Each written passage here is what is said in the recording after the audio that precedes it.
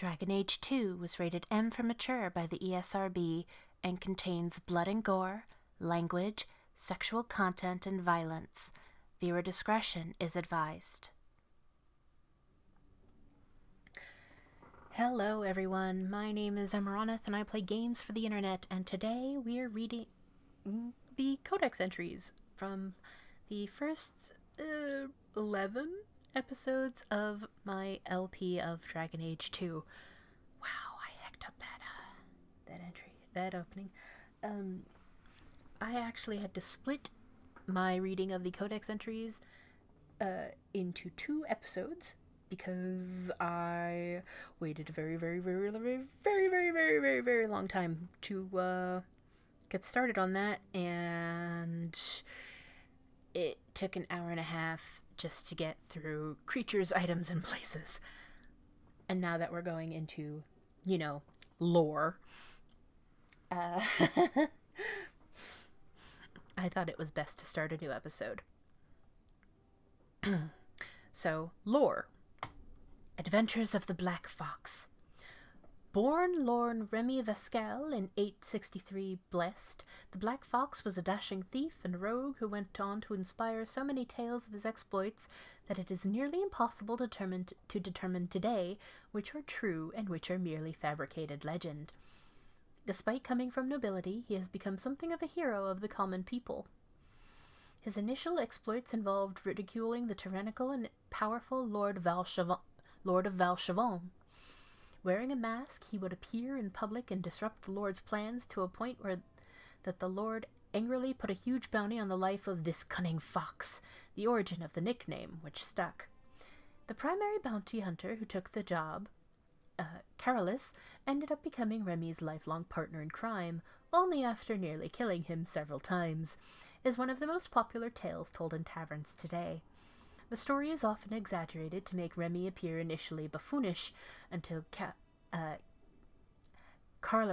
Carolus becomes so furious at the Black Fox's inexplicable ability to survive that the cunning Remy gains the upper hand, which impresses Carolus so much that the bounty hunter joins him. After years of terrorizing the Lord's lands and foiling his tax collectors, a favorite pastime of Remy's according to the Orlesian commoners, Remy was supposedly betrayed by his lover, Servana de Montfort, in some versions of the tale, a mage of the Circle no less, and captured. After more than a year of torture, Remy was rescued from prisons by his compatriots, including a repentant Servana, and together they escaped Orlais. In this period of Remy's adventures, he appears almost everywhere in Thedas. As his legend grew, more innkeepers and merchants were happy to claim that the Black Fox has visited their village or establishment and performed some legendary feat. If the tales are to be believed, Remy led the Lord's men on a merry chase. He became embroiled in political intrigue in Navarra, was hunted by the crows of Antiva, and then kidnapped by a powerful mage in Tevinter. In each situation, Remy escaped death at the last moment, foiled the evildoer, and improved the life for the poor and downtrodden. Then, inevitably, he rejoined his band of adventurers and moved on to the next land.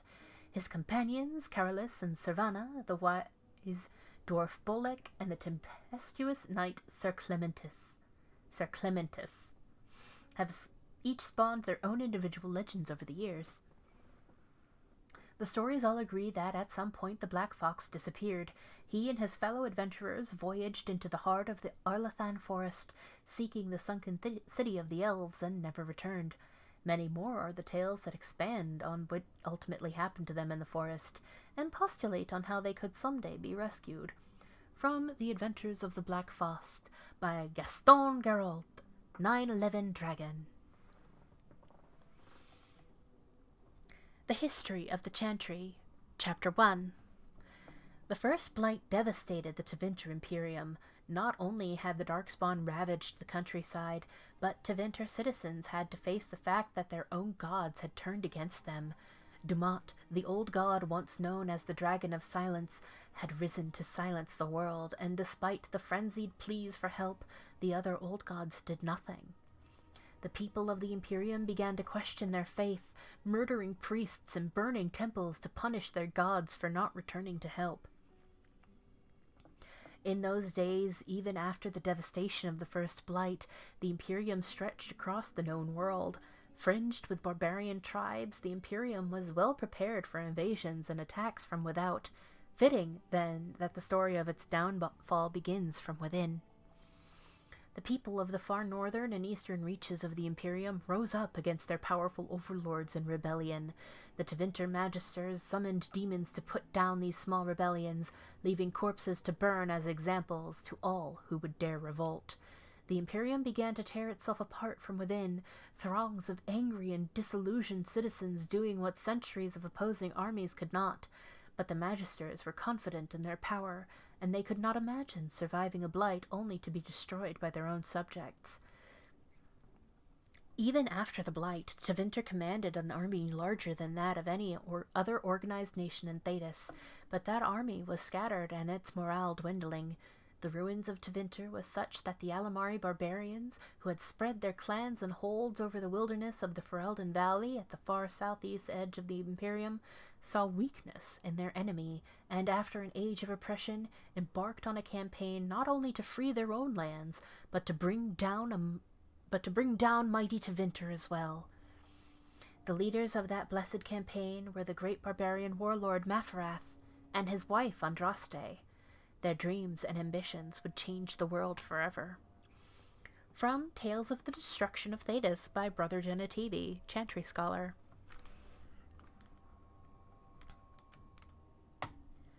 The Tale of Iloren. In the days after the rising of Zazakiel, the Dark Ones covered every corner of the land, and the archdemon drove all the nations of the world before him, Shemlin and Elven alike. In the far north, where the hills wander the plains and the earth is eternally baked beneath the uncaring sun, the lands which the Shemlin call the Anderfels, a clan of our people lived, struggling to survive the Blight. Iloren was their keeper, a hunter in his younger days, crafty as any wolf. He led his people always just ahead of the Darkspawn who chased them, but the old hunter knew that even Hala could not run forever. They must turn and fight, or be run down. At the foot of the Meridian... Oh, God. Why is there no pronunciation guide, BioWare? The Darkspawn cornered Iloren's clan. That night the moon was strangled by clouds, the earth concealed by a dread mist that rose out of nowhere, so that the Elven could not tell up from down. In the confusion, the Darkspawn attacked. But Iloren had prepared for them. All around the camp the hunters had strewn dry grass, brush and brambles. When the sound of rustling footfalls began, Iloren and the other Haren called upon the old magic.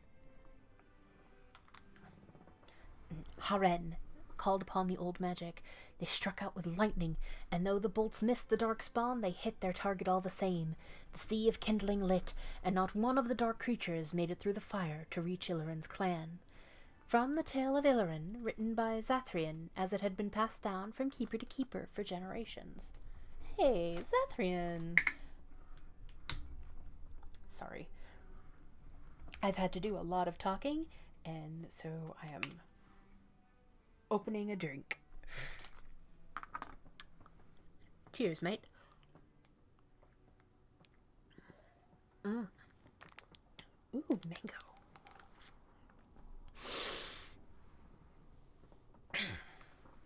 Death of a Templar. The dry, dusty earth swallows up salty drops that spatter its surface. A tiny insect pauses, sensing the vibrations, and scurries off, leaving behind its invisible enemy. As the drops fall, the dark circles merge together, expressing a mirror to their creator.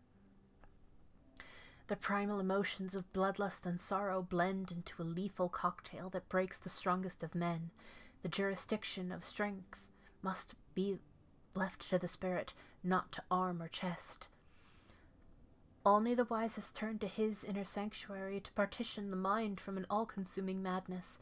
Seductive voices whispering promise of glory, weighting down the weaker path of the flesh, bringing a death far worse than that of hot lead or steel.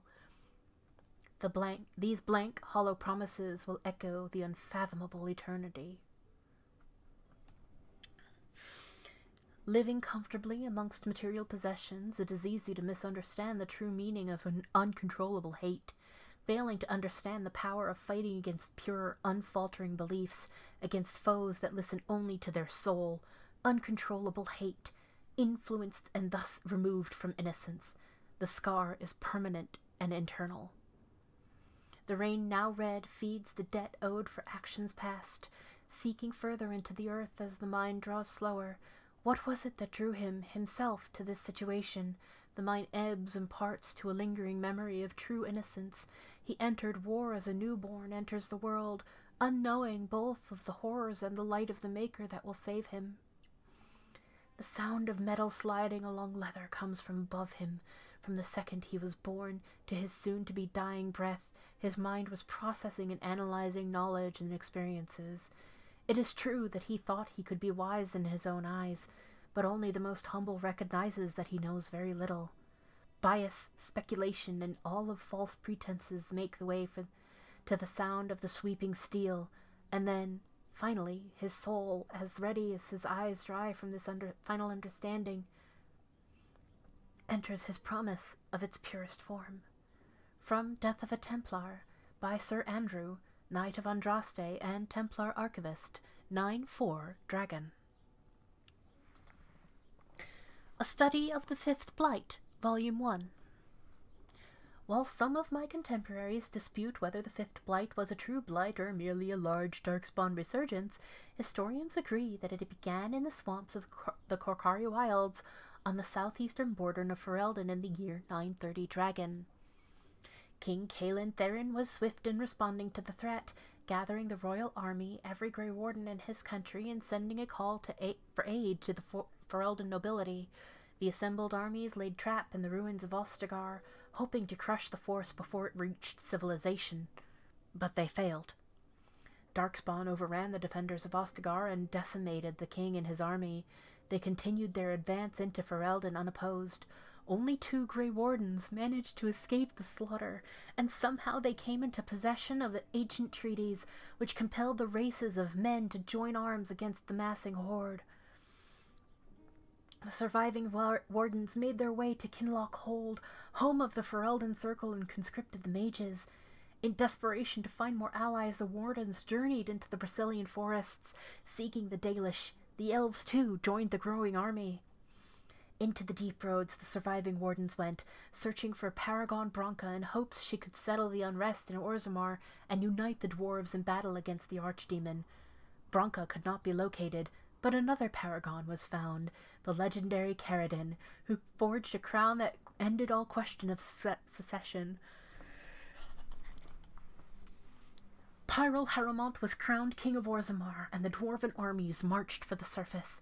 Despite their successes, though, greater challenges were yet to come. From A Study of the Fifth Blight by Sister Patrine, Chantry Scholar. It's the story of Faria, y'all!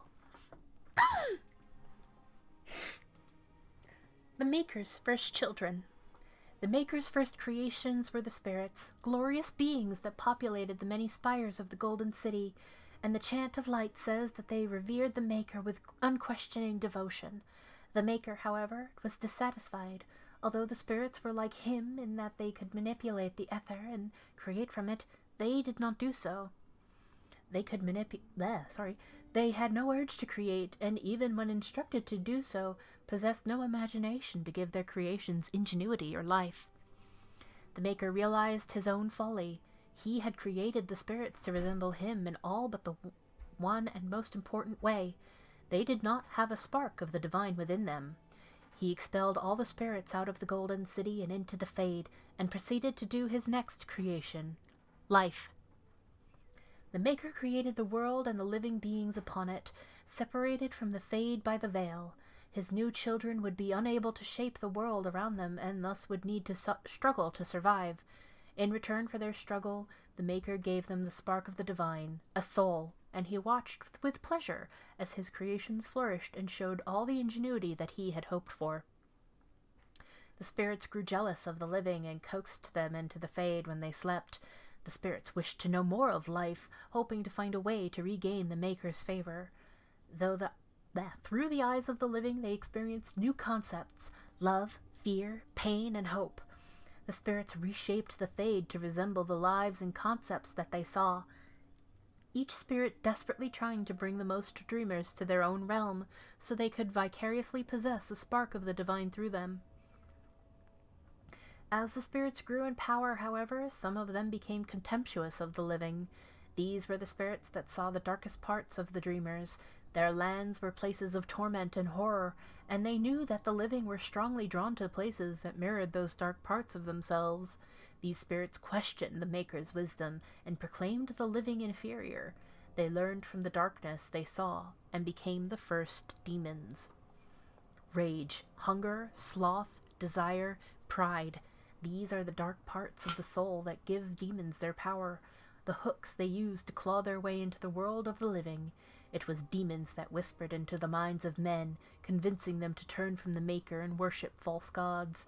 They seek to possess all life as their due, forging kingdoms of nightmare in the Fade in the hopes of one day storming the walls of heaven itself. And the Maker despaired once again, for he had given the power of creation to his new children, and in return they had created sin. From the Maker's First Children, by Bader, Senior Enchanter of Ostwick, 812 Blessed. The Kirkwall City Guard. It is with pride that I, your Viscount, grant the authority of law and civil enforcement upon the guardsmen of an independent Kirkwall. No more will we defer to the will of foreign troops or draw holy order into tasks unbefitting their mandate. These proud men and women will be of the people and will enforce the laws we have elected for a civil and ordered society. And should the spectre of invasion return, the noble guardsmen will conscript from the population, for who better to amass the people's will than the constables of law charged with its inception? This is a great day, fair Kirkwall, and I am honored to appoint the first guard captain. Long may he serve the will of a free people. From Orlesian legacy, how institution of the oppressors linger, the speeches of Viscount Michel Lafayette. Lafayette, collected by Philium, a bard.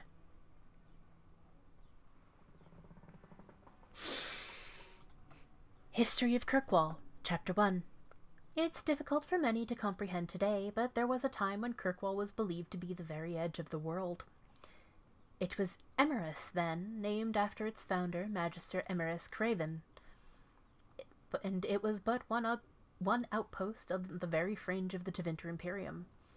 There the Magister serfs worked the quarries for the jetstone needed for the mighty temples of Minrathous. After a slave rebellion nearly burned the temple to the ground in the great city, it was determined that a center for the slave trade would need to be established, well away from the more civilized parts of the Imperium. Though this account may be exaggerated, since the notorious Archon Venarius Assar narrowly escaped assassinations at the hands of an elven slave at the time.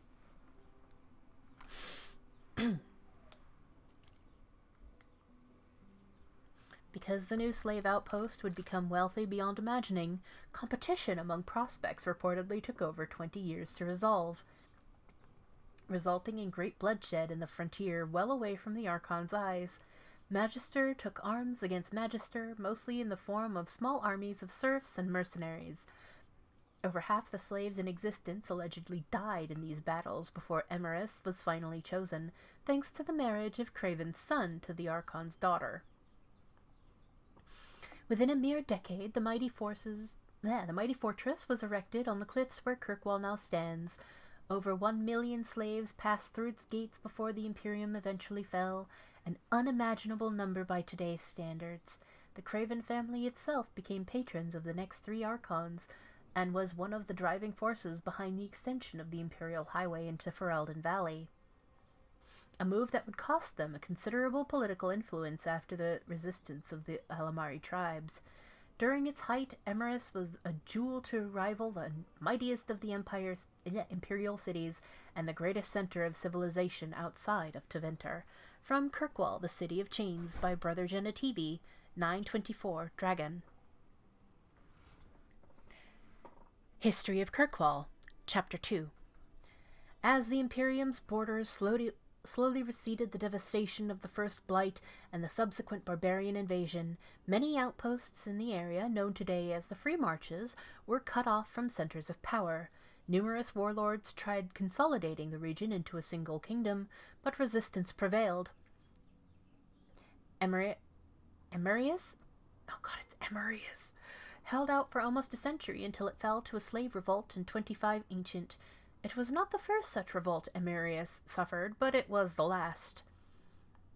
It started when an Alamari slave named Radun began earning popularity and power by pushing for better conditions.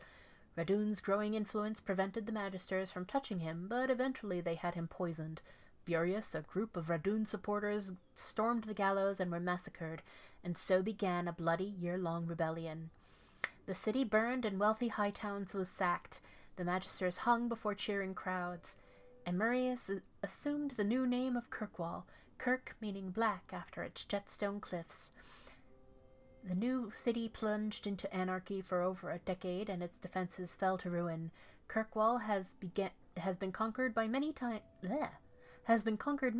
since, the city's own independence suffering since the freeing of its slaves.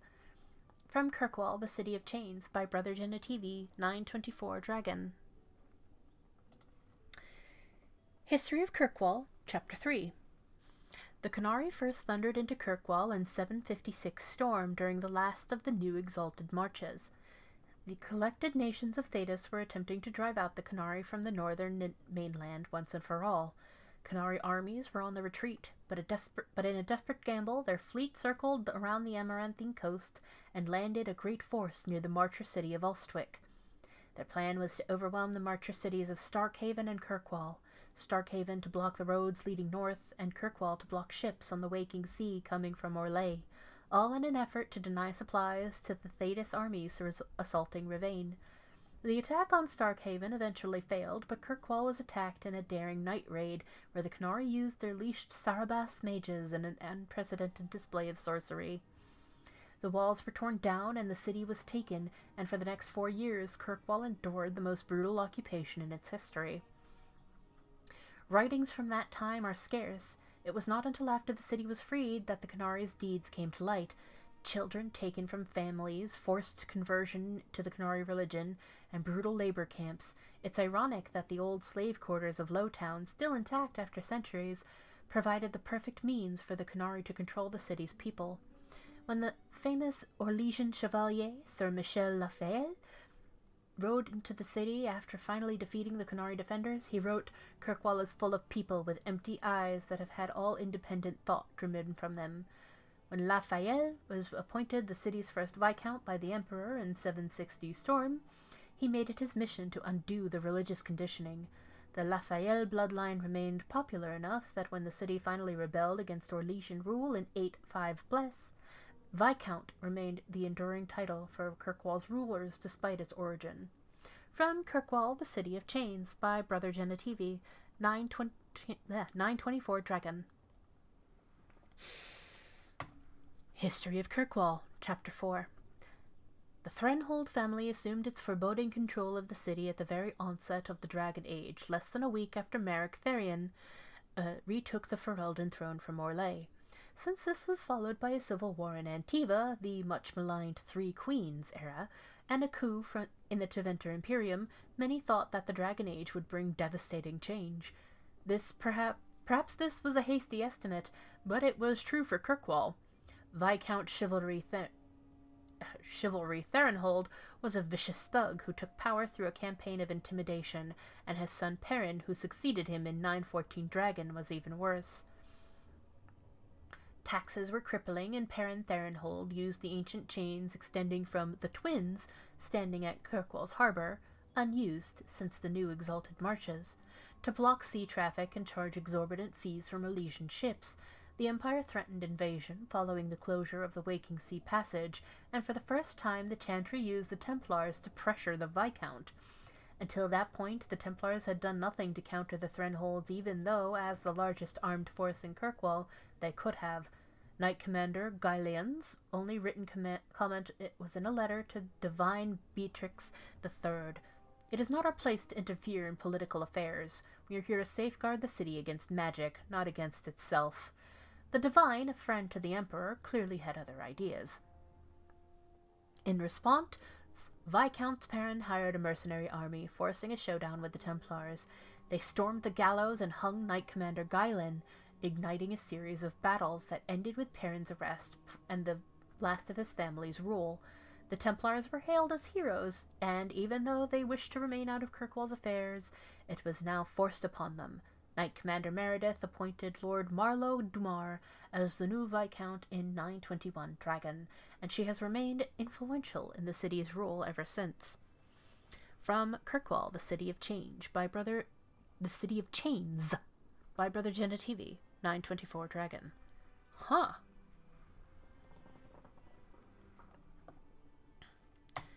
The Sermons of Divine Rentata the First. The weakness of mortal will is the great failing of all the Maker's children. We trade our honor as if it were the cheapest of currency. We do not understand what integrity is or what it is truly worth. From this ignorance, original sin was born. At some time, each of us has thought, what does it matter if I keep hold of my integrity? I am but one mortal. I am powerless. How blind we all are! The virtue of a single slave destroyed the Tevinter Imperium. The dishonor of one man drove the Maker from our sight. I tell you truly, nothing but the integrity of our hearts will win the love of the Maker back to us. It is all the power we shall ever possess to change this world for good or for ill. From a sermon on integrity. Vallaslin, Blood Writing. After my encounter with the Dalish Elves on the road to Llomerrya, I studied every book on elves I could find. I sought out legends and myths and history and tried to make sense of it all. But there is only so much one can learn from books. I knew that in order to truly understand the Dalish, I would have to seek them out. A dreadful idea in hindsight. In my defense, I was young and also inebriated when the idea popped into my head. Unfortunately, even after I had regained some measure of sobriety, the idea still held appeal. It proved remarkably resistant to my attempts to ignore it. I gave in after months of that nagging thought at the back of my head and set out to learn about the Dalish firsthand. I tramped through the forests, bordering Orlais, for weeks before I finally found, or was found by, a Dalish hunter. I stumbled into one of his traps and suddenly was hanging from a tree with a rope around my ankles. So there I was, defenseless, upside down with my robe over my head, my underclothes on display. Descriptions of my predicament might elicit laughter these days, but trust me when I say it was a situation I would not wish on anyone. Thankfully, my ridiculous appearance may have caused my captor to stay his hand. What threat is a silly human with his pants showing? And so he sat, made a small fire, and began to skin the deer he had caught. I soon mustered the courage to speak. I tried to assure him I was not there to harm him, but he laughed at this and replied that if I was there to harm him, I had failed terribly. Eventually we got to talking, and when I say talking, I mean that I asked him questions, and occasionally he would deign to answer. He told me that while some Dalish actively seek out human travelers to rob or frighten, most of his people would rather be left alone. He seemed to believe that punishing the humans for past actions only led to more violence. I asked him about the intricate tattoos on his face. He told me they were called Vallaslin, blood writing. His were symbols of Andriel, the huntress, one of the most highly revered elven goddesses. He said the Dalish mark themselves to stand out from humans and from those of their kin who have chosen to live under human rule. He said the Vallaslin remind his people that they must never again surrender their beliefs. When he had finished skinning the deer, he cut me down. By the time I had righted myself and conquered the dizziness of all the blood rushing out of my head, he was gone. I do not recommend that my readers seek out the Dalish for themselves. I was very lucky to have met the man I did and to have walked away from our meeting unscathed. Perhaps the Maker watches over those who seek knowledge with an open heart. I certainly would like to think so. From In Pursuit of Knowledge, The Travels of a Chantry Scholar by Brother Genetivi. The Amell Family. It's truly sad what happened to the Amells, isn't it? I still remember Grandmother talking about the balls that Lord Aristide used to hold at their estate, and the Antivan violin players and dancers from Afsana. No expense was spared, and no one would dare miss it, lest someone think they weren't worthy of an invitation. Then poor Revka had the child. Magical talent running out of one of Kirkwall's most prominent families. The Templars had considered Lord Aristides to be Viscount after Thurnhold's arrest. Can you imagine the scandal had he been chosen? They whisked the child away to the circle, and the Amells simply had no luck after that. Leandra ran off with a Ferelden mage, and then Damien was accused of smuggling. Poor Lord Faustin almost bankrupted his family trying to get the charges dropped, but I hear Viscount Marlowe simply wanted the Amells out of the picture. And it worked, too, didn't it? By the time Lord Faustin got sick, there was only young Gamlin left and a mountain of debt. I spoke to Dulcie just the other day, and apparently Gamlin is now living in some low-town shack. Sounds like the sort of character you'd cross a street to avoid. Let's not even talk about the estate. Mother says we should remember the Amells because that sort of thing could happen to any of us. You know the old saying, a marcher's fortune rises and falls with the tide. If you ask me, this is just another misfortune that magic brings to honest folk. Andraste helped that poor family, whatever lies in store for them. Excerpt from a letter written by the Lady Amell de Montfort. Or Amélie de Montfort. And you know what? She can go kiss my ass.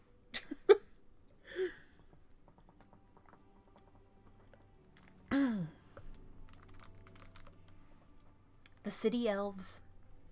When the holy exalted march of the Dales resulted in the dissolution of the Elven kingdom, leaving a great many elves homeless once again, the divine Rentata I declared that all lands loyal to the Chantry must give the elves refuge within their own walls. Considering the atrocities committed by the elves at Red Crossing, this was a great testament to the Chantry's charity. There was one condition, however. The elves were to lay aside their pagan gods and live under the rule of the Chantry. Some of the elves refused our goodwill. They banded together to form the wandering Dalish Elves, keeping their old ways and their hatred of humans alive. To this day, Dalish Elves still terrorize those of us who stray too close to their camps. Most of the elves, however, saw that it was wisest to live under the protection of humans.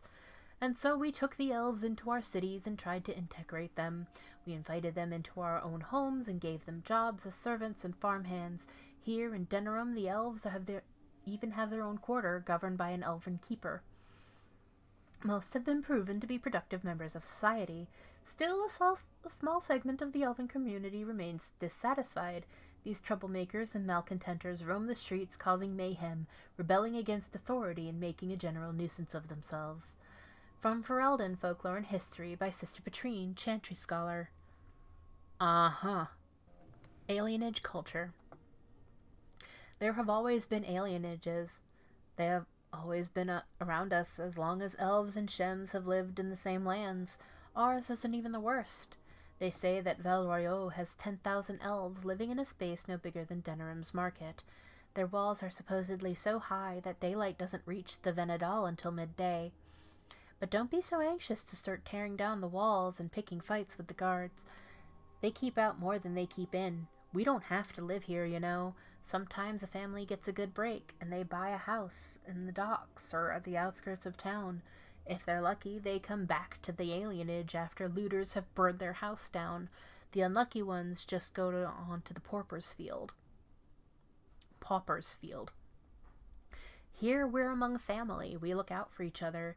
Here we do what we can to remember the old ways. The flat ears who have gone out there, they're stuck. They'll never be human, and they've gone and thrown away being elven, too. So where does that leave them? Nowhere. Serethia, Haren of the High-Ever Alienage.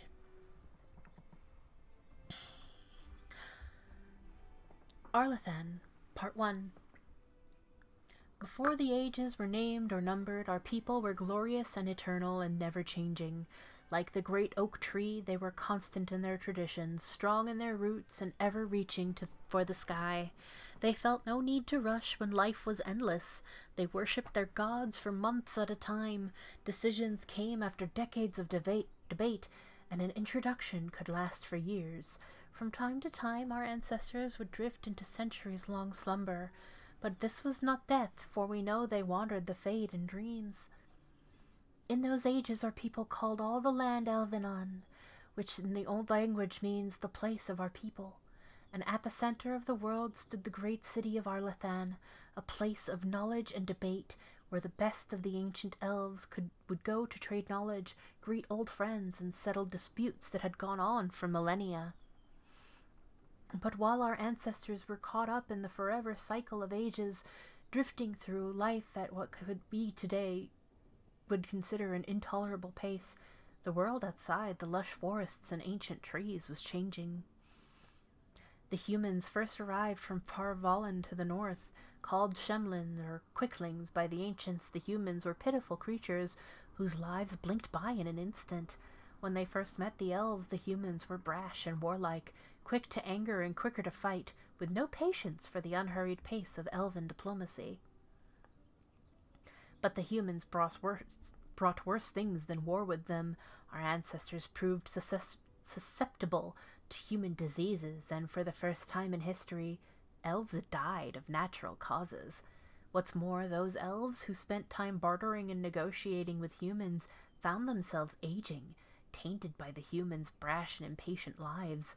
Many believed that the ancient gods had judged them unworthy of their long lives and cast them down among the Quicklings. Our ancestors came to look upon the humans as parasites, which I understand is a similar way the humans see our people in the cities. The ancient elves immediately moved to close Elvenon off from the humans, for fear that this quickening effect would crumble the civilization. From the Fall of Arlathan, as told by Glitterdust, keeper of the Vallaslin clan of the Dalish Elves. Arlathan, Part 2. You ask what happened to Arlathan? Sadly, we do not know. Even those of us who keep the ancient lore have no record of what truly happened. What we have are accounts of the days before the fall and a fable of the whims of the gods. The human world was changing even as the elves slept. Clans and tribes gave way to a powerful empire called Tevinter, which, and for what reason we do not know, moved to conquer Elvenon. When they breached the great city of Arlathan, our people, fearful of disease and the loss of immortality, chose to flee rather than fight. With magic, demons, and even dragons at their behest, the Tevinter Imperium marched easily through Arlathan, destroying homes and galleries and amphitheaters that had stood for ages. Our people were corralled as slaves, and human contact quickened their veins until every captured elf turned mortal. The elves called to their ancient gods, but there was no answer. As to why the gods didn't answer, our people left only a legend. They say that Fen-Harel, the dread wolf and lord of tricksters, approached the ancient gods of good and evil and proposed truce. The gods of good would remove themselves to heaven, and the lords of evil would exile themselves to the abyss, neither group ever again to enter the other's lands. But the gods did not know that Fen-Harel had planned to betray them, and by the time they realized the dread wolf's treachery, they were sealed in their respective realms, never again to interact with the mortal world. It is a fable, to be sure, but those elves who travel the beyond claim that Fen-Harel still roams the world of dreams, keeping watch over the gods lest they escape from their prisons. Whatever the case, Arlathan had fallen to the very humans our people had once considered mere pests. It is said that the Tevinter Magisters used their great destructive power to force the very ground to swallow Arlathan whole, destroying aeons of collective knowledge, culture, and art, the whole of elven lore left only to memory. The Fall of Arlathan, as told by Glitterdust, keeper of the Vallaslin clan of the Dalish Elves.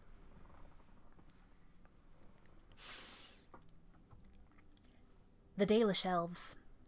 In time, the human empires would crumble. We have seen it happen countless times. Until then, we wait. We keep to the wild borderlands. We raise Hala and build Aravels and present a moving target to the humans around us.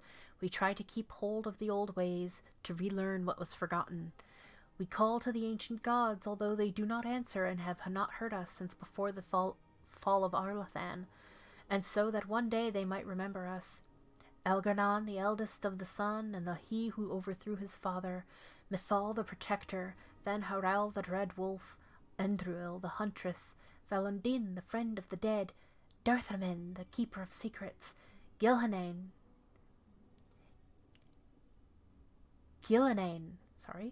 the mother of Hala, June the master of crafts, and Selays the hearth keeper. We gather every 10 years for the Arlathan to retell ancient stories and keep them alive, for when the human kingdoms are gone, we must be ready to teach others what it means to be elves, as told by Gisharil, keeper of the Ralafarin clan of the Dalish Elves.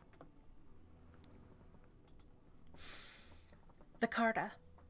The caste list of dwarves of Orzammar have few prospects, consigned to live in a crumbling ruin on the social and economic fringes of the mighty dwarven capital. Most resort to begging, prostitution, or crime. Just as all rivers eventually join the sea, all casteless who turn to crime eventually become part of the Carta. The hero of Ferelden decimated the ranks of this ancient gang while rallying the dwarves to join in the battle against the archdemon Urthemiel.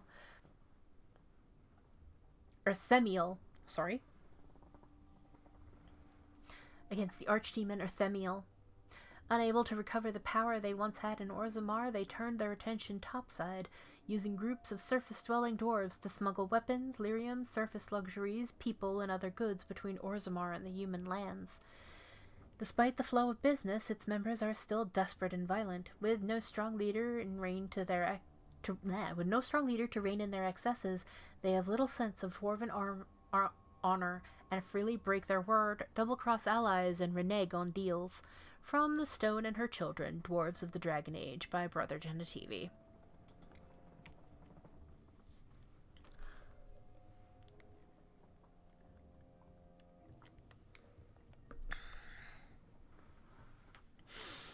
The Enigma of Kirkwall.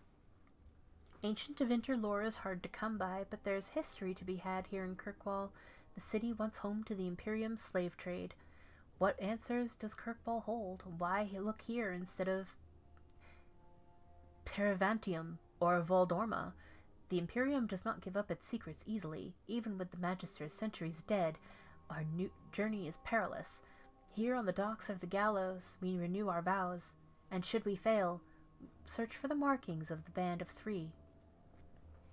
A tattered letter found under the cobblestones. It has curious markings and is signed the Band of Three. The Viscount is suspicious, but the bribe was sufficient to gain access to the restricted section of the archives. The money would have been better spent elsewhere, the archives being almost devoid of Imperia-era records. When the slaves revolted, they hunted Magisters and burned the city, at least the parts that could be burned. One account says that the streets were littered with piles of scrolls and books sent aflame. Is our quest futile? Did the slaves destroy the answer? As Mafarath's armies toppled the Imperium, they sent 3 Magisters and their legions here. They never arrived.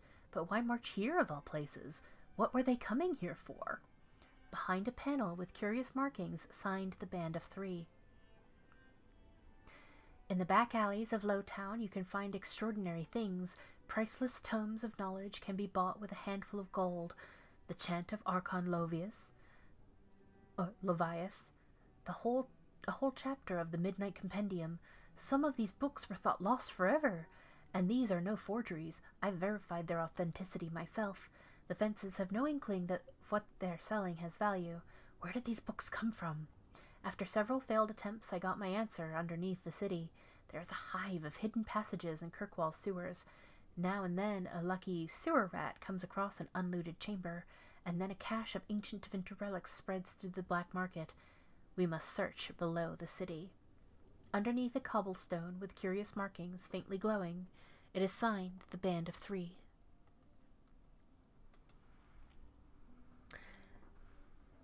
The Llomerrya Accords. 50 years. That's how long it took the Imperium to drive out the Coterie occupation, but the rest of northern Thedas was not so lucky. Both divines, white and black, declared exalted marches, and for the only time since the schism of the Chantry, they worked together. A century-long siege resulted with the giant Coterie entrenched in Antiva and Ravain, and all of Thedas throwing armies against them. The war drained the resources of every nation in Thedas, leaving most on the brink of collapse. For the giants, it did not appear to be the damage to their armada or the loss of their soldiers, but the terrible toll upon the Ravani population that prompted their retreat.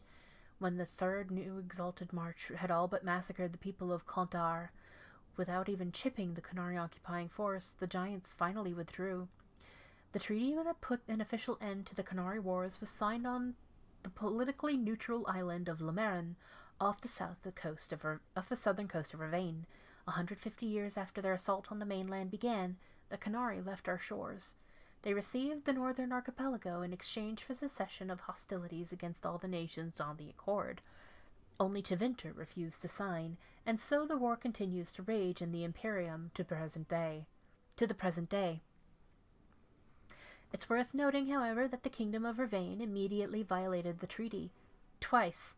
Once when the humans of northern Ravain, nearly all practitioners of the Qun and therefore by definition Coterie, refused to leave their homes and go into exiles to the islands. And again when the Ravain Chantry and nationalist forces, unable to convert its people back to the worship of the Maker, tried to purge by the sword, slaughtering countless unarmed people and burying them in mass graves. It's a fortunate mystery that the leaders in Contar did not alert their allies in the Northern Passage, or we'd still be fighting the giants now. From the Exalted Marches, an examination of Chantry warfare by Sister Petrine, Chantry scholar. Deathroot. Deathroot has been used in magic and potion making for centuries. It's a fragile-looking plant with a thin stalk and purple flowers, which fruits once a year, developing bright red fleshy pods that cause disorientation and dizziness if ingested. There are two varieties. The more common Arcanist Deathroot was found by Archon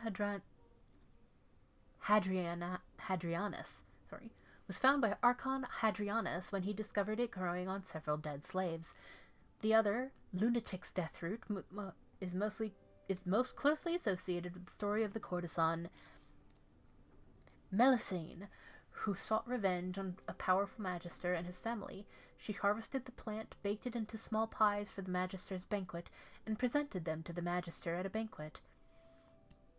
All the guests were seized by terrifying hallucinations after eating the pies and tore each other to pieces. An excerpt from the Botanical Compendium by Ines Arancia, botanist. Hey! We know Ines. Or Ines. That's how Wynne pronounced it. Ines. Deep mushroom. Deep mushroom refers to the entire group of fungi that grows underground in caves in many parts of the dwarven deep roads. Collection can be a dangerous task, as the deep roads are often infested with darkspawn. Because of this, dwarven merchants often recruit casteless hirelings for the job, and pay them a meager percentage of what they earn selling the mushrooms to surfacers. The most common varieties used in the herbalist's trade are the Blight cap, ghoul's mushroom, and brimstone mushroom, most of all which tend to carry the darkspawn's corruption. While they cannot transmit the disease, this trait often makes them quite poisonous. Deep mushrooms should only be handled by experienced herbalists and should never be consumed without first being adequately cleaned and prepared. Careless consumption has been known to cause insanity, severe abdominal cramping, and even death. An excerpt from the Botanical Compendium by Ines Arancia, botanist.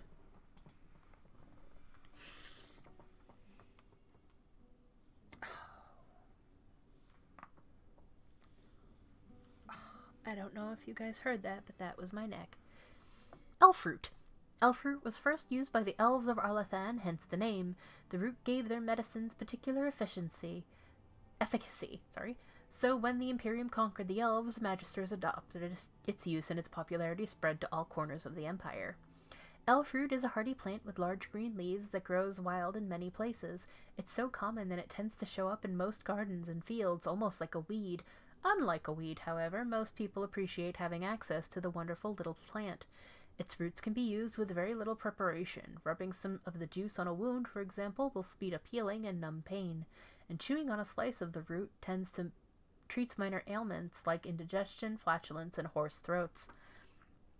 There are several varieties, but the most useful for herbalists are its bitter, gossamer, and the royal elfroots.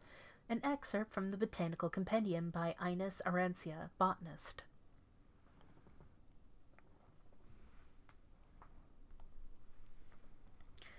Ow. Embrium. Embriums are flowers from the orchid family. Its therapeutic qualities were actually discovered because of the embrium's exceptional beauty. The beloved daughter of Lord Ignace Pollens of Orlais fell victim to a terrible sickness of the lungs, which her healers were unable to cure. Thinking the girl would soon perish, her parents surrounded her bed with the brightly colored flowers, hoping that they would bring some warmth and cheer in her last days. Oddly enough, the girl began to recover from the illness and grew stronger each day. Her parents were baffled but overjoyed. The healers eventually learned that the fragrance from one of the flowers eased the child's breathing. The flower was an embrium, and later became known as the salubrious embrium. The other variant has certain magical properties. Is known as dark embrium. An excerpt from the Botanical Compendium by Ines Arancia, botanist. Glitterdust. Glitterdust is the powdered form of a rock found along the Wounded Coast. When explorers brought the sparkling rock to the markets of the free marches, it became immediately popular among wealthy ladies who crushed it and applied the powder to their faces. The added brightness and luster to the skin, however, soon paled in comparison to the developing rash and coughing fits. As it turned out, glitter dust is dangerous if ingested or inhaled.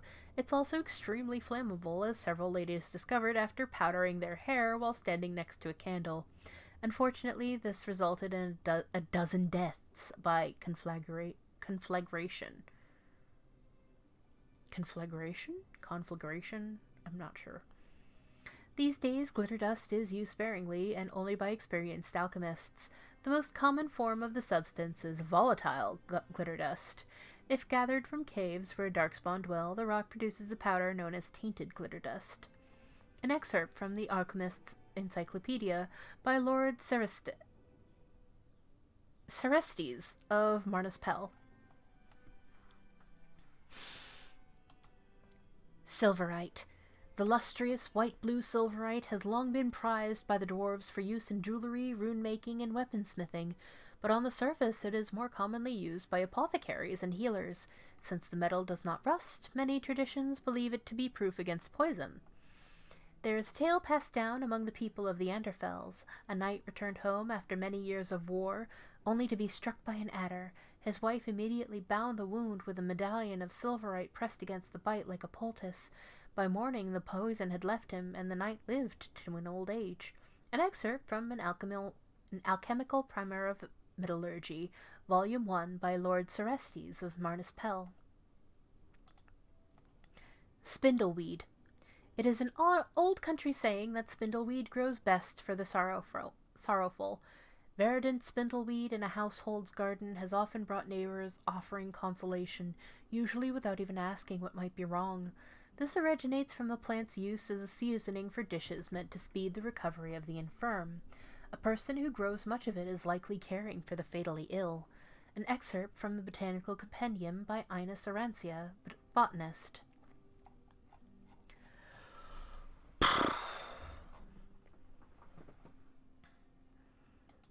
The Raiders of the Waking Sea. The Raiders of the Waking Sea, or simply the Raiders, is the common name given to an association of Antivan pirates called the Felicissima Armada. These pirates were once little more than opportunists based out of the coastal city of Llomerrya. God damn it. That preyed on sea traffic. They were often targeted by elite or legion and free marcher cities that were bent on destroying the pirates once and for all. After such effort, new pirates would appear to fill the vacuum. During the new exalted marches, the nations of Thedas needed every ship they could muster against the massive power of the Coterie dreadnoughts. The Llomerryan pirates were faced with a difficult decision. They had to band together under one flag and fight with those they had previously preyed upon, or face conversion and annihilation by the Coterie. Thus the Armada was formed. The pirates fought brought their knowledge of stealth and trickery to bear, plaguing Qunari supply lines and even launching seaborne invasions against the Qunari coast. For a time it was said the Armada was the premier naval power of Thedas, and after the signing of the Llomerrya Accord, they maintained their association rather than disband as many had hoped. Wealthy merchants now often pay the leaders of the Armada rather than risking their ships commandeered and their merchandise stolen and sold on the black market. The Armada is hardly unified, and bloody battles between Armada leaders are frequent, but when faced with an attack by outsiders, the group instantly puts aside their differences and closes ranks. The raiders have thus become far more of a threat in the last century than they ever were before. There is many a legend told about how dashing and romantic life aboard a raider vessel is, but don't believe it. They are scoundrels and smugglers all. From the Dowager's Field Guide to Good Society by Lady Alcyone. Alcyone? Alcyone. The Seekers of Truth. Sir Whitmore, when I mentioned powers greater than the Templars, I didn't mean the Chantry. Sure, they command the Templars, but that was not always so. The Inquisition once hunted heretics and cultists as well as mages, and their reign of terror ended only with the inception of the Circle of Magi. They became the Templar Order, for good or ill, the Watchers of the Mages, and the martial arm of the Chantry. It was a mutually beneficial agreement, but few know that the Chantry created yet another order to watch over the Templars, the Seekers of Truth. I know little of them myself, but I can say the following things with certainty. They serve the divine, and they are feared. When a Seeker steps from the shadows, Templars run for cover, because why would he come unless the Templars somehow failed in their duties? Seekers are extremely effective at investigating abuses within the circle and hunting particularly evasive apostates. It is said they are immune to a blood mage's mind control and possess the ability to read minds or erase memories, but this is likely exaggeration. So we return to my original dilemma. Who watches powers greater than that of the Templars? One assumes it's the divine, but how much could she know about their activities when their very existence is a mystery to most? A letter from an unknown priest, found in the Grand Cathedral archives, 880 Blessed.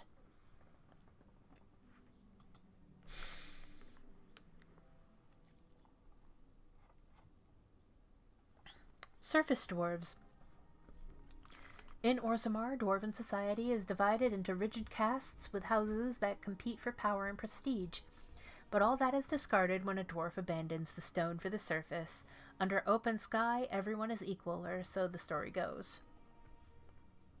The truth is that thousands of years of tradition are not so easily tossed aside. Even though surface dwarves are officially stripped of their caste, many maintain a hierarchy among themselves along the old caste lines. Formerly noble houses are accorded more respect than casteless brands who come up in search of opportunity. The poorest noble dwarf on the surface looks upon the rich, lower caste dwarves with contempt. Upper-class surface dwarf society is roughly divided into two camps. Kalnas, who insist on maintaining caste and rank, typically those from the noble or merchant caste families, and Ascendants, who believe in leaving Orzammar's traditions underground and embracing light. And Ascendants, who believe in leaving Orzammar's traditions underground and embracing life in the sunlit world. Maintaining some tie to Orzammar was seen for generations as the only lifeline for surface dwarves.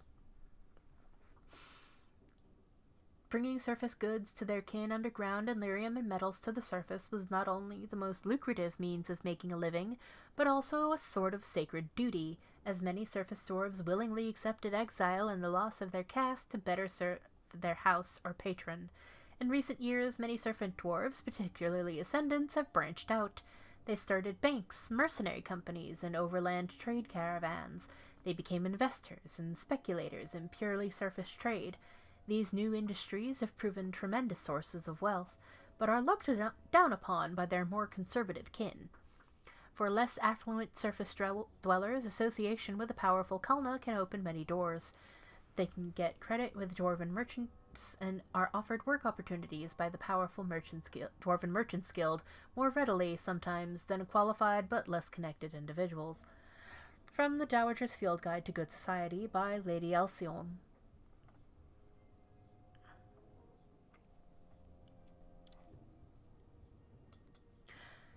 Tal-Vashoth. Being lost in an ancient Tevinter ruin in northern Ravane is highly overrated. And then I found myself beset by several bands of Coterie, apparently working in concert. I fled and managed to hide in a little village by the name of Vindar. The people there, mostly humans and a few elves, were devout followers of the Qun. It was the most organized village I ever laid eyes on. The houses were identical and arranged along perfectly orthogonal lines. What the word. The fields were all well tended and apparently communal, but there were signs of damage everywhere, as if the town had suffered repeated sieges. Buildings shattered, fields burned, and a great many empty houses. I spent the night in the home of Vindar's matriarch, who introduced herself only as Seer. When I tried to regale my hostess with the tale of my Coterie assailants, I discovered something. Coterie, Seer said, are people who follow the Qun. Her people. Those born into Coterie society who reject the Qun are called Vashoth, which means Grey Ones. These Grey Ones must leave their homes, for they have no place among the Coterie. Sadly, many turn against the society that cast them out. These outcasts call themselves Tal-Vashoth, the true Grey Ones. Often they have no skills to make an honest living, so they sell themselves into service, usually becoming mercenaries. Even the most inept fighter among the Coterie race possesses prodigious size and an intimidating visage. These, she informed me, were my attackers in the countryside, the same band that wreaked such havoc on Vindar. The Tal-Vashoth wage a bitter war against the Qun, the Coterie, and sometimes against Order itself. They are no match for the Coterie army, so they generally strike at farms, travelers, and those who stray too far from Coterie protection. I was lucky to escape with my life. From In Pursuit of Knowledge, The Travels of a Chantry Scholar by Brother Genetivi. Tevinter, the Magisters. Before it became the Imperium, Tevinter was ruled by a dynasty of kings, and long before the Chantry there was a circle of Magi, the society of mages in each city. The titles our modern circles use, Enchanter, Senior Enchanter, First Enchanter, all originated here, but above the First Enchanter, the circles of Tevinter had another office, Magister. The Magisters formed a council of the most powerful mages in the kingdom. They convened in Manrathus and held dominion over all magic in the land. When Dorinius seized the throne in 1195 Ancient, the Court of Magisters became the Royal Court, and Magister was the only title of nobility recognized in Tevinter. The Imperium today is a magocracy. Political power is solely in the hands of the Magisters, who come only from the ranks of the Circle. Every young mage aspires to be a Magister's apprentice because it's the best chance of ascending to the rank of Magister themselves. From Black City, Black Divine, The Study of the Tevinter Imperium by Sister Patrine, Chantry Scholar. Slavery in the Tevinter Imperium. Slavery still thrives in Thedas, even if Slavery still thrives in Thedas, even if the trade has been outlawed. Who hasn't heard the tales of poverty-stricken elves lured into ships by the prospect of well-paying jobs in Antiva, only to find themselves clapped in leg irons once out at sea? And the humans fall prey to this too. If they're lucky, they end up in Orlais, which only has servants. Most nobles treat them decently because they are afraid of admitting the truth. Orlesians go to great lengths to maintain the fiction that slavery is illegal. Of course, the greatest consumer of slave labor is the Tevinter Imperium, which would surely crumble if not for the endless supply of slaves from all over the continent. There, they are meat, chattel. They are beaten, used as fodder in the endless war against the Coterie, and even serve as components in dark magic rituals. From Black City, Black Divine, A Study of the Tevinter Imperium by Sister Patrine, Chantry Scholar. The Coterie. Kirkwall is built on a solid foundation of greed and human suffering. Its underworld a place where everything is for sale and everyone is fair game. There are many criminal empires within the city, some of which have been around since the Imperium used Kirkwall as a hub in the slave trade. Alliances, spying, manipulation, betrayal, and open warfare is all commonplace in the never-ending struggle for power. The Coterie is a thieves' guild that has been around for almost a century, but until recently was never a major player in the underworld. Some 20 years ago, the strongest of the local criminal empires was an ancient guild known as the Sabrathan. But its leader was betrayed from within, and during the turmoil, the Coterie made a successful grab for power. Since then, they've sunk their claws into almost every level of Kirkwall, including the City Guard, the Dwarven Merchants Guild, and some of the most influential citizens in the city. It's safe to say that the Coterie gets a slice of every pie, and very little goes on in Kirkwall that escapes their notice. From In Pursuit of Knowledge, The Travels of a Chantry Scholar by Brother Genetivi. The Grey Wardens. The first Blight had already raged for 90 years. The world was in chaos. A god had risen, twisted and corrupted. The remaining gods of Tevinter were silent, withdrawn. What writing we have recovered from those times is filled with despair, for everyone believed, from the greatest archons to the lowliest slaves, that the world was coming to an end. At Vallaslin Fortress in the desolate Anderfells, a meeting transpired. Soldiers of the Imperium, seasoned veterans who had known nothing their entire lifetimes except hopeless war, came together. When they left Vallaslin, they had renounced their oaths to the Imperium. They were soldiers no longer. They were the Grey Wardens. The Wardens began an aggressive campaign against the Blight, striking back against the Darkspawn, reclaiming lands given up for lost. The Blight was far from over, but their victories brought notice, and soon they received aid from every nation in Thedas. They grew in number as well as reputation. Finally, in the year 992 of the Tevinter Imperium, upon the Silent Plains they met the archdemon Dumat in battle. A third of the armies of northern Thedas were lost to the fighting, but Dumat fell, and the Darkspawn fled back underground. Even that was not the end. The Imperium once revered 7 gods: Dumat, Zazakel, Toth, Andorhal, Razakale, Lusican, and Erthemiel. 4 have risen as archdemons. The Grey Wardens have kept watch through the ages, well aware that peace is fleeting, and that their war continues until the last of the dragon gods is gone. From Ferelden, Folklore and History by Sister Patrine, Chantry Scholar. However, the update now is that there have been 5. 5 of the gods have risen, and I don't remember which ones are left. That's something I'll have to look up later and put in another codex. Andraste, Bride of the Maker. There was once a tiny fishing village on the waking sea that was set upon by the Tevinter Imperium, which enslaved the villagers to be sold in the markets of Minrathous, leaving behind only the old and the infirm. One of the captives was the child Andraste. She was raised in slavery in a foreign land. She escaped, then made the long and treacherous journey back to her homeland alone. She rose from nothing to be the wife of an Alienage warlord. Each day she sang to the gods, asking them to help her people who remained slaves in Tevinter. The false gods of the mountains and the winds did not answer her, but the true god did. The Maker spoke. He showed her all the works of his hands, the Fade, the world, and all the creatures therein. He showed her how men had forgotten him, lavishing devotion upon mute idols and demons, and how he had left them to their fate. But her voice had reached him, and so captivated him that he offered her a place at his side, that she might rule all of creation. But Andraste would not forsake her people.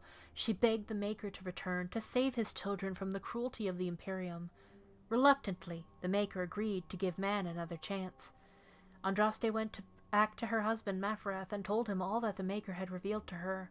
Together they rallied the Elamari and marched forth against the mage lords of the Imperium, and the Maker was with them. The Maker's sword was creation itself, fire and flood, famine and earthquake. Everywhere they went, Andraste sang to the people of the Maker, and they heard her.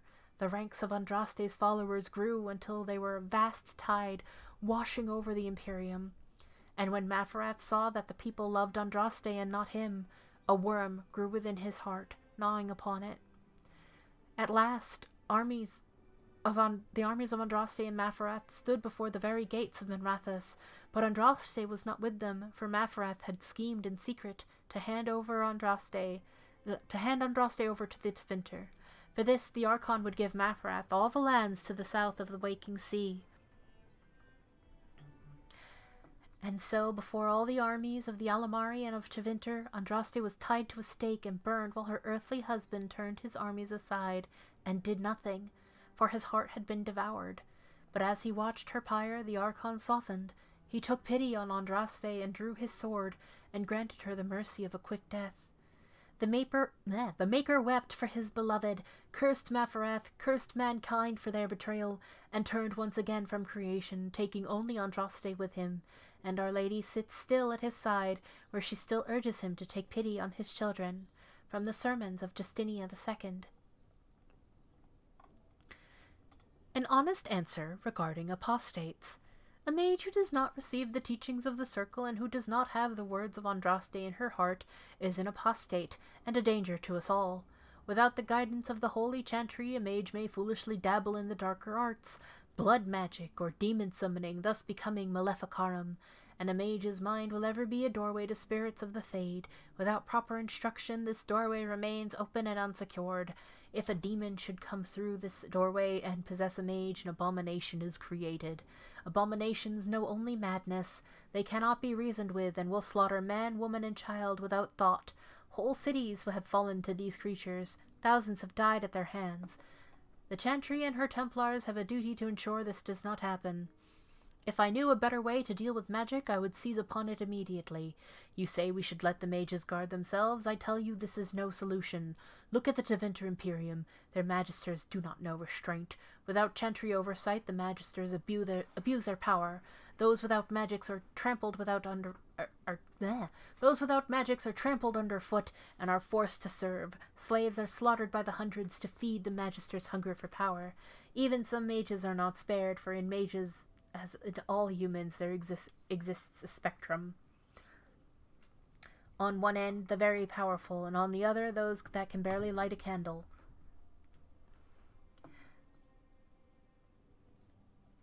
The Empire cares only for the strongest, and those who do not compare favorably are thrown to the wolves. Imagine your children growing up in such a world. If a mage asked it of you, you would have to give him your daughter, not knowing what his plans for her might be. You could not resist him, and neither could she. Without our Templars and without the Circle, the common man would have no defense against magic. We must deny the mages certain freedoms for the common good. I wish there was another way. I tell the apprentices this is a test of their faith, and that it is the will of the Maker. Many understand that we do what we do for their own good. An excerpt from a letter from Grand Cleric Francesca of Starkhaven to Lord Guthrie Abholtz. That's so much bullshit. But that's just me. Hey, buddy. Are you here to be a menace? Here, that's your bag. You can have that bag.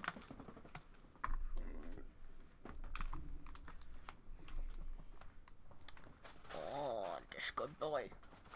Oh, this good boy. Oh, yes. Okay. The Commandments of the Maker. These truths the Maker has revealed to me. As there is but one world, one life, one death, there is but one God, and He is our Maker. They are sinners who have given their love to false gods. Magic exists to serve man and never to rule over him. Foul and corrupt are they who have taken his gift and turned it against his children. They shall be named Maleficar, accursed ones. They shall find no rest in this world or beyond. For all men are the work of our Maker's hands, from the lowest slaves to the highest kings. Those who bring harm without provocation to the least of his children are hated and accursed by the Maker. Those who bear false witness and work to deceive others know this: there is but one truth. All things are known to our Maker, and he shall judge their lies. All things in this world are finite. What one man gains, another has lost. What those who steal from their brothers and sisters do harm to their livelihood and to their peace of mind, our Maker sees this with a heavy heart. Transfigurations 1:1-5.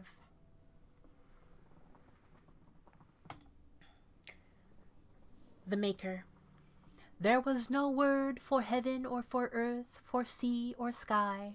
All that existed was silence. Then the voice of the Maker rang out, the first word, and his word became all that might be. Dream and idea, hope and fear, endless possibilities, and from it made his firstborn, and he said to them, In my image I forge you, to you I give dominion over all that exists. By your will may all things be done. And then in the center of heaven he called forth a city with towers of gold, streets with music for cobblestones, and banners which flew without wind. There he dwelled, waiting to see the wonders his children would create. The children of the Maker gathered before his golden throne and sang hymns of praise unending. But their songs were the songs of the cobblestones. They shone with the golden light reflected from the Maker's throne.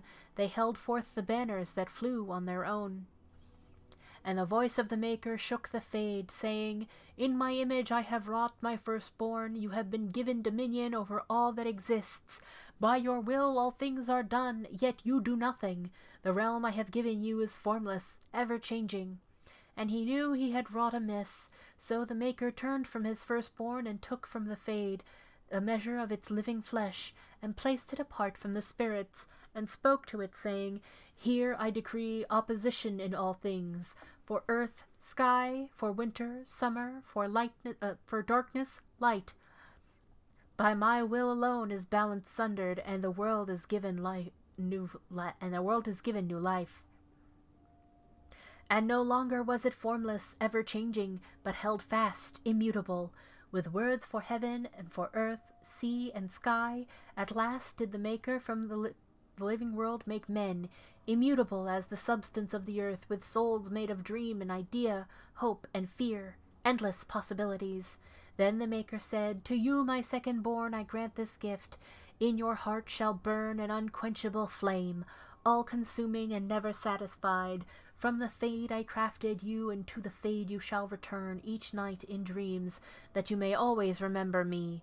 And then the Maker sealed the gates of the golden city, and there he dwelled, waiting to see the wonders his children would create. Thernades 5:1-8. The Imperial Chantry. There are those who would tell you that the Chantry is the same everywhere as it is here, that the divine in Val-Royeaux reigns supreme in the eyes of the Maker, and that this fact is unquestioned throughout Thedas. Do not believe it. The Maker's second commandment, magic must serve man, not rule over him, never held the same meaning within the ancient Tevinter Imperium as it did elsewhere. The Chantry there interpreted the rule as meaning that mages should never control the minds of other men, and that otherwise their magic should benefit the rulers of men as much as possible. When the clerics of Tevinter altered the Chant of Light to reflect this interpretation of the commandment, the divine in Val-Royeaux ordered the clerics to revert to the original chant. They refused, claiming corruption within Val-Royeaux, an argument that grew until, in 487 Towers, the Chantry in Tevinter elected its own legitimate and uncorrupted divine Valhall, who was not only male, but also happened to be one of the most prominent members of the Tevinter Circle of Magi. This black divine was reviled outside of Tevinter, his existence an offense to the Chantry in Val-Royeaux. After 4 exalted marches to dislodge these rebels, all that the Chantry in Val-Royeaux accomplished was to cement the separation.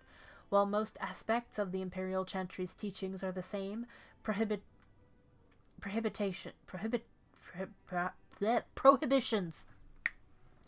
Prohibitions against magic have been weakened, and male priests have become more prevalent.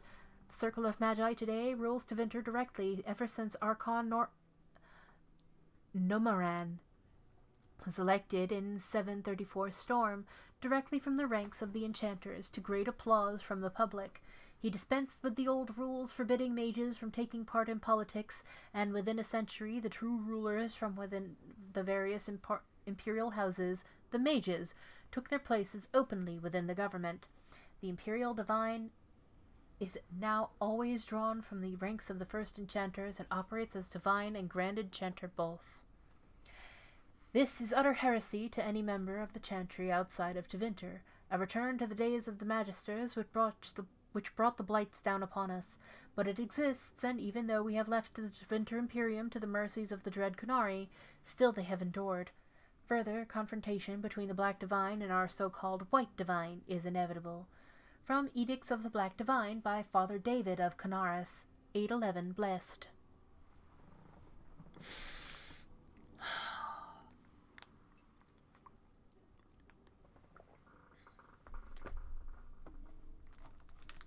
Jeez Louise, this is gonna have to be a three-parter. Chantry Hierarchy. The Divine is the titular head of the Chantry, although since the schism split the Imperial Chantry into its own faction, there are now in fact two Divines at any one time. One Divine, formerly called the White Divine, is a woman housed in the Grand Cathedral in Vallaslin. The other, known as the Black Divine, is a man housed in the Argent Spire in Minrathous. Neither divine recognizes the existence of the other, and the informal names are considered sacrilegious. No matter the gender, a divine is addressed as Most Holy or Your Perfection. Beneath the rank of divine is the Grand Cleric. Each Grand Cleric presides over numerous chantries and represents the highest religious authority for their region. They travel to Vallaslin when the College of Clerics convenes, but otherwise remain where they are assigned. All Grand Clerics are addressed as Your Grace. Beneath the Grand Cleric is the Mother, or in the Imperial Chantry, the Father. If a mother is in charge of a particular chantry, Revered is appended to her title. These are the priests responsible for administering the spiritual well-being of their flock. A mother or revered mother is addressed as Your Reverence. Brothers and sisters form the rank and file of the Chantry and consists of three main groups: Affirmed, Initiates, and Clerics. Affirmed are the lay brethren of the Chantry, those regular folk who have turned to the Chantry for succor. Often they are people who have led difficult or irreligious life and have chosen to go into seclusion, or even orphans and similar unfortunates who were raised into the Chantry life. The Affirmed take care of the Chantry and are in turn afforded a life of quiet contemplation, no questions asked. Only those folk who take vows become initiates. These are men and women in training, whether in academic knowledge or the martial skills of a warrior. All initiates receive an academic education, although only those who seek to become Templars learn how to fight in addition. Itchy, itchy, itchy.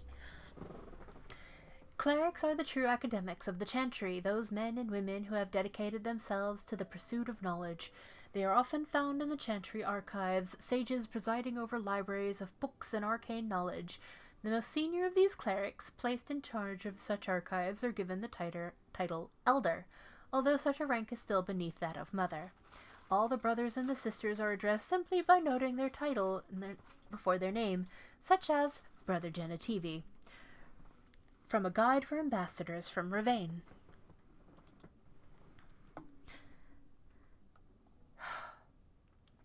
The founding of the Chantry. Cordillus Dracon, king of the city-state of Orlais, was a man of uncommon ambition.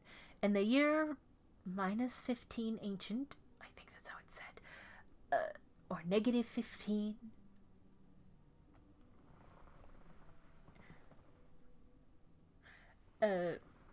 -15 ancient, the young king began the construction of a great temple dedicated to the Maker and declared that by its completion he would not only have united the warring city-states of the south, he would have brought Andrastian belief to the world.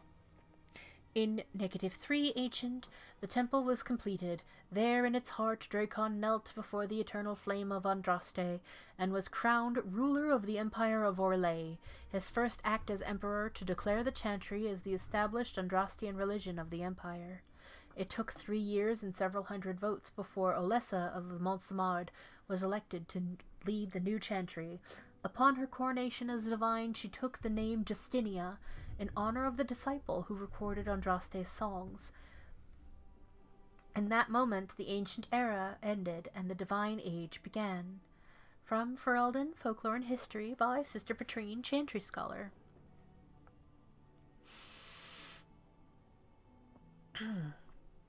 Hierarchy of the Circle. It is no simple matter safeguarding ordinary men from mages and mages from themselves.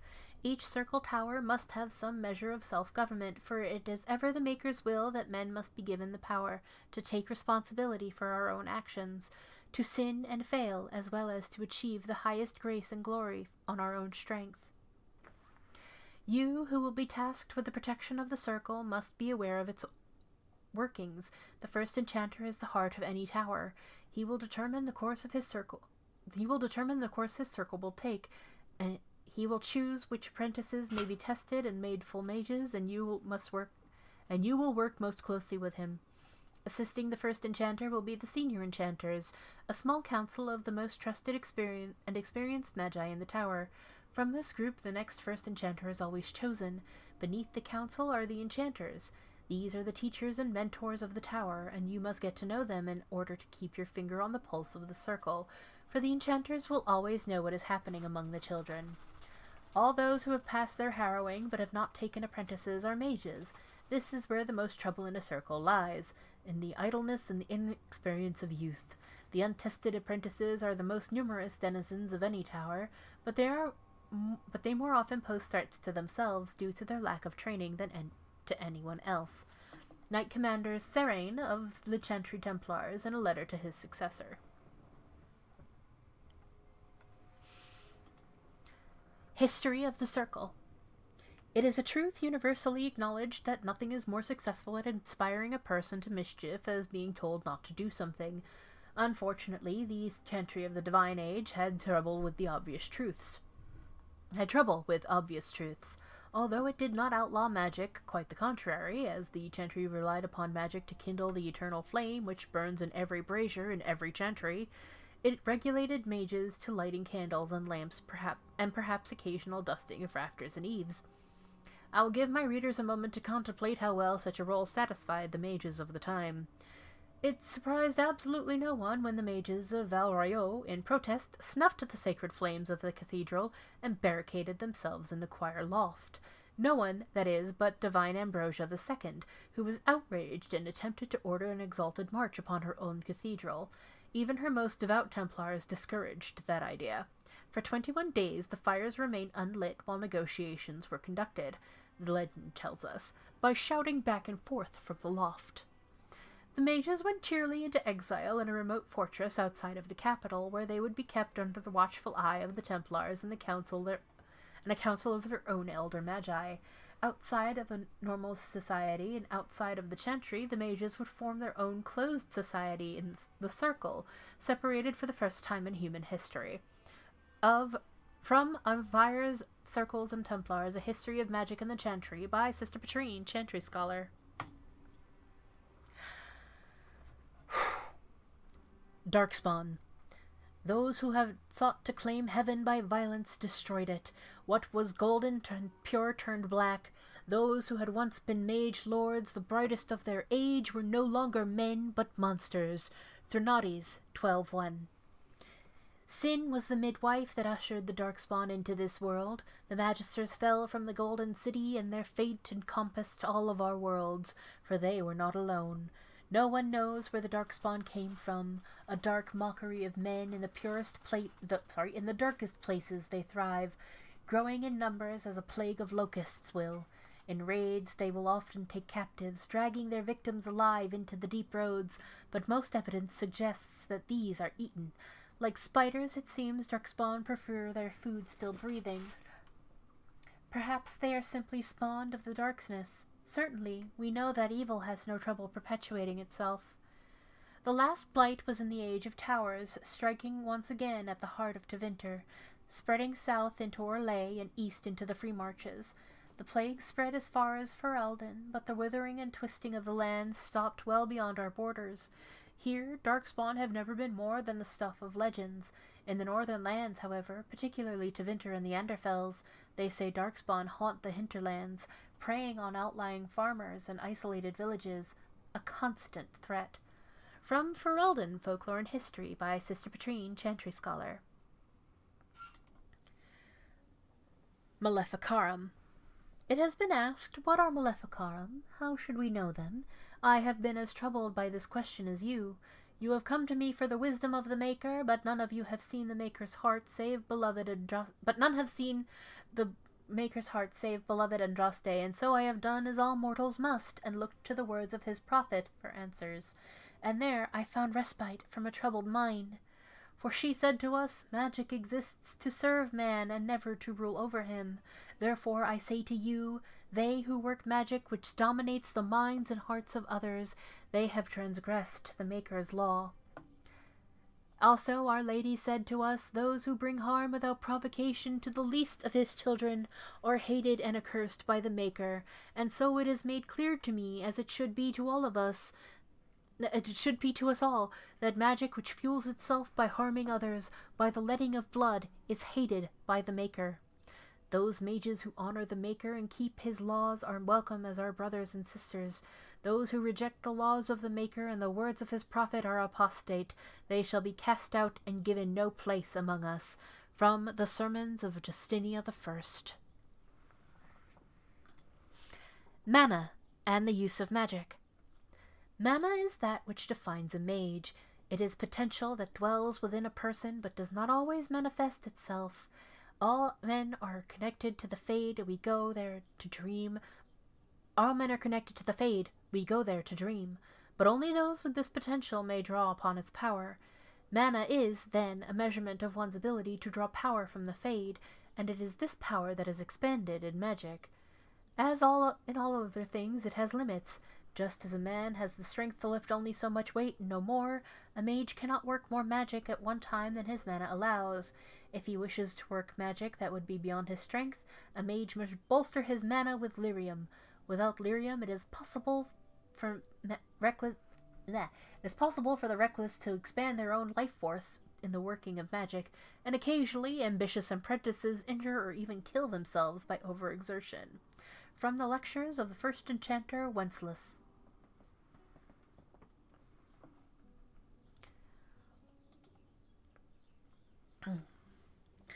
The Cardinal Rules of Magic. You must not be under the misimpression that magic is all-powerful. There are limits, and not even the greatest mages may overcome them. No one, for instance, has found any means of traveling, either over great distances or small ones, beyond putting one foot in front of the other. The immutable nature of the physical world prevents this, so no, you may not simply pop over to Minrathous to borrow a cup of sugar, nor may you magic the essay you forgot in the apprentice dormitory to your desk. You will simply have to be prepared. Similarly, when you send your mind into the Fade, your body remains behind.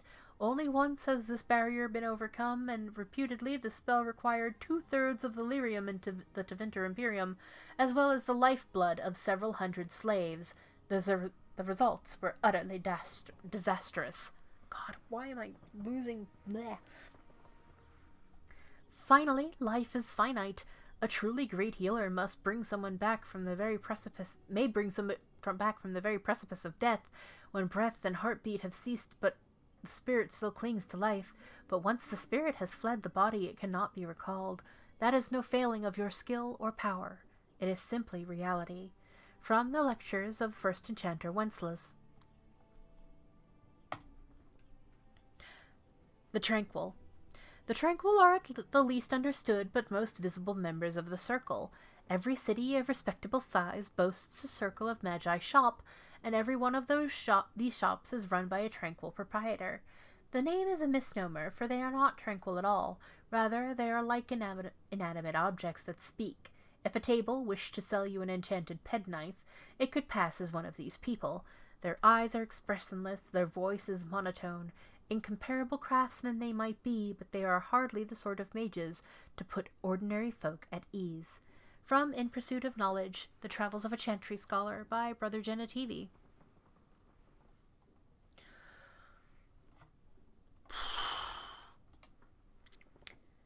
The Veil. I detest this notion that the veil is some manner of invisible curtain that separates the world of the living from the world of the spirits. Whether it be called the Fade or the Beyond is a matter of racial politics I refuse to indulge in at the moment. There is no this side and that side when it comes to the veil. One cannot think of it as a physical thing or barrier or even a shimmering wall of holy light. Thank you very much for that image, your perfection. Think of the veil instead as opening one's eyes. Before you opened them, you saw our world as you see it now, static, solid, unchanging. Now that they are open, you see our world as the spirits see it, chaotic, ever-changing, a realm where the imagined and the remembered have as much substance as that which is real. More, in fact.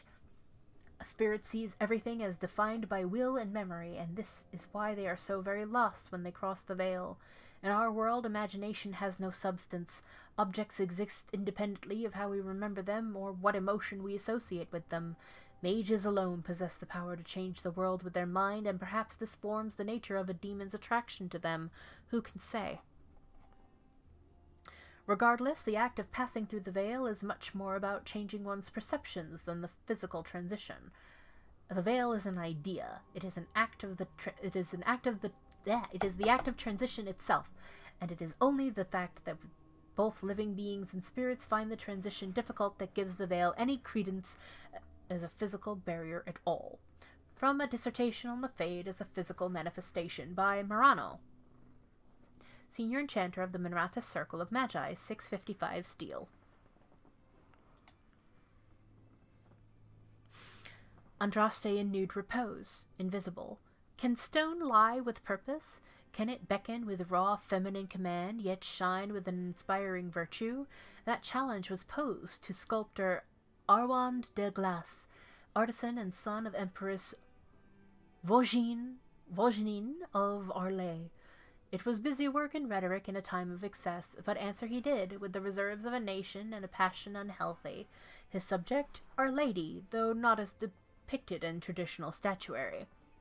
Arwand's mad ambition summoned the form of Andraste uninterrupted by the trappings of war and devoid of the vestments she assumed after death. It was living, commanding, obscene, yet inspired. To gaze upon it was to be enthralled, spiritually and physically. It was the latter that alarmed Chantry officials. They blanched at the thought of Our Lady being possessed of such base appeal, even as they, too, were drawn. The work could not be destroyed, not without threatening the balance between empire and hallowed, so a grave censorship was enacted upon the guise of honoring. Enchanters were tasked with the extending of the ethereal that hides the fade, drawing it around the form like a cloak. Our Lady remains in the stone and in this world, but mortal eyes are forever denied her treasure and glory. She is veiled in every sense. As in all things, unintended consequences must vex those with pure intentions. Modesty would have been better served by a thickened sheet, drawn back when techniques were to be studied.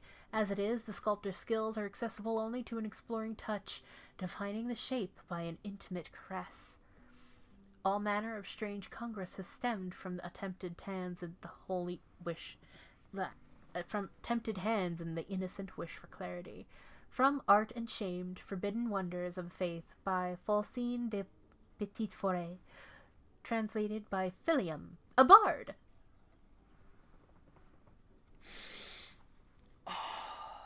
Pardon me, I need a drink. This is going longer than the last one. Great, cool. I should not have waited so long.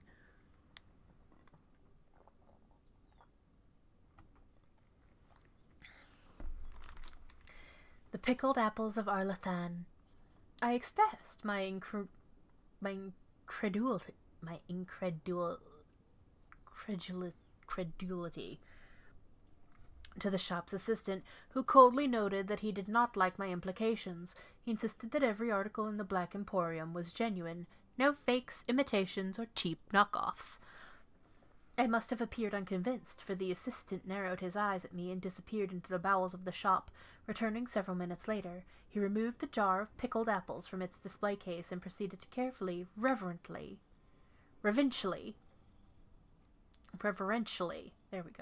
remove the wax seal from the lid of the jar.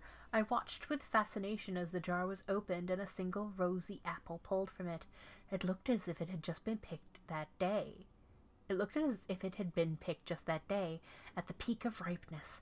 With a paring knife, the assistant cut the tiniest sliver of flesh from the apple and presented it to me.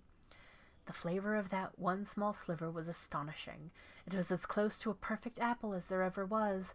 I was experiencing the essence of every apple ever eaten, that ever will be eaten. When it was over, the sense of loss that filled me was sharp enough to move me to tears.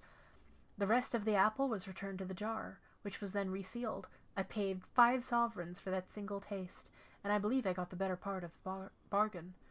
From the letters of Brother Ferdinand Genitivi to Sister Petrine, Chantry Scholar. The Box of Screaming.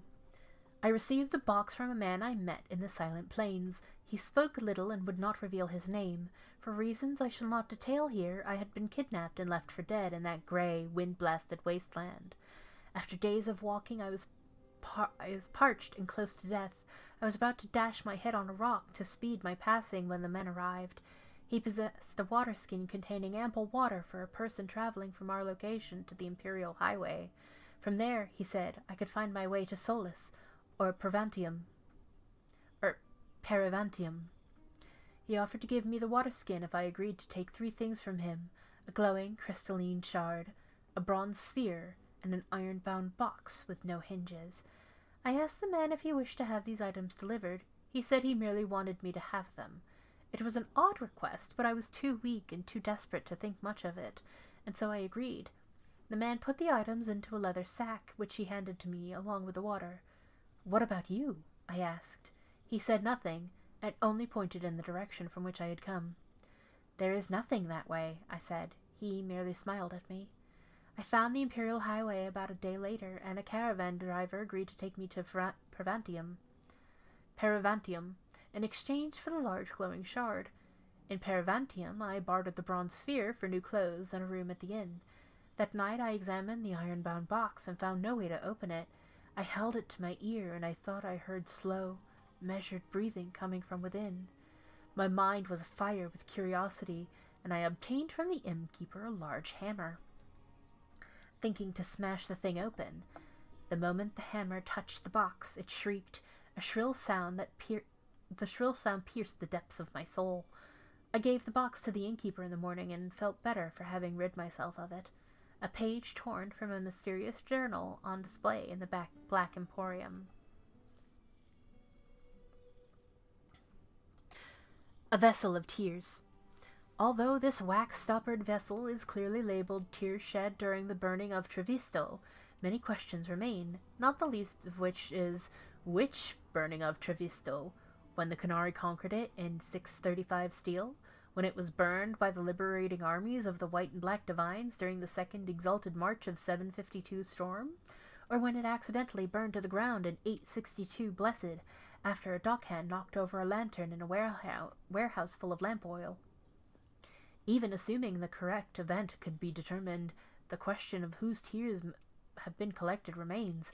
Presumably not any of the numerous fire victims, surviving relatives perhaps, nobles with summer homes on the Antivan coast.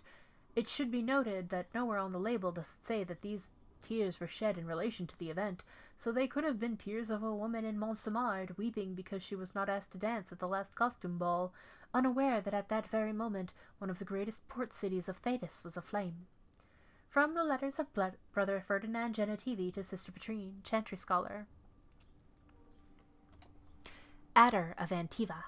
These brightly painted bows are prized possessions among the Antivan pirates. A rain of arrows can clear the deck of an approaching ship and light fire to its sails. Apostate's courage. Among the Magi, some still whisper of Caliph the renegade. Seeking freedom from beneath the Templar's heel, he fled the Chantry with a cabal of his most loyal acolytes. They reached the mountains before the winter squalls and lived there as free men for one glorious season. The spring thaws brought a vast mercenary army, however, paid for and led by the Templar order. Wanting to avoid bloodshed, Caliph and his acolytes surrendered peaceably and allowed themselves to be made tranquil. Ring of Resilience. This faceted iron ring pulses with a mysterious energy. As the beating of your heart increases, so does the intensity of its glow. Seeker's Bulwark. Emblazoned with the symbols of the Chantry Templars and the great and greatly scarred from use. This large iron shield bears an unseen weight. It has been warded against magic to better protect the seekers who wield it in pursuit of apostate mages. The Might of Sten. This heavy Canary sword is exquisitely balanced. Although no nicks mar the edge, the blood stain on the leather grip suggests that it has seen its share of battle. Okay. I'm going to do these two things in a separate video because, once again, this is almost 2 hours of just the lore section. My throat is dying. So I will see you in the next one. Until then, take care. And I'll see you next time. Bye-bye.